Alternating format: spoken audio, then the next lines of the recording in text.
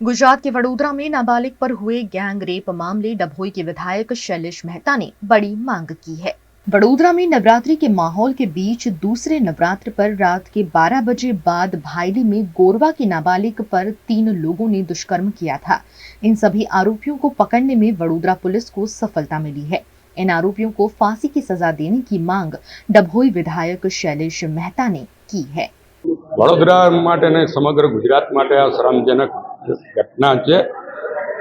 ભાયલીના ધારાસભ્ય તરીકે આ બનાવને વખોડી કાઢું છું અને જે દુઃખદ બનાવ બન્યો છે એ દીકરી પ્રત્યે સહાનુભૂતિ છે, એના પરિવાર જોડે સહાનુભૂતિ છે અને ખાસ 48 કલાકમાં જ આ 5 આરોપીઓને પકડી પાડવા બદલ હું પોલીસ ખાતાને અભિનંદન આપું છું।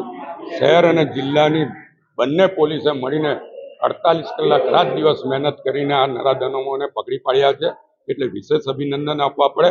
પણ આ લોકો પર ફાંસીથી ઓછી સજા ના થાય એના માટે કડકમાં કડક કાયદેસરની કાર્યવાહી કરવી જોઈએ એવી અમારી માંગણી છે। આયોજકો તો હિન્દુ જ હોય, હિન્દુ ધર્મના મહાન આરાધ્યાનો બિલકુલ આ જે તહેવાર છે ત્યારે જે કોઈ આયોજકો પોતાને હિન્દુ ધર્મ કરતા વિશેષ અલગ રીતે મોડર્ન ગણાવતા હોય તેને માટે આ સબક આપતો પ્રસંગ છે।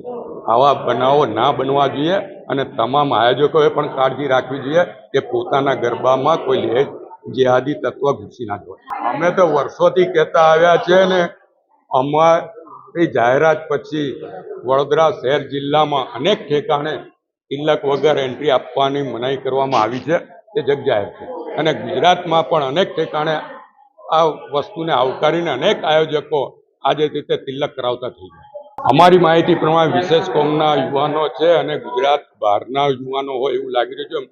મૂળે તાંડલિયા વિસ્તારમાં અત્યારે રહે છે આ યુવાનો અને એ લોકોને પકડી લેવામાં આવ્યા છે અને પોલીસ ખાતું જે કંઈ કાયદેસર કાર્યવાહી તો કરશે જ, પણ અમારું પણ સરકાર પર દબાણ રહેશે કે આ લોકોને ફાંસીની સજા મળે।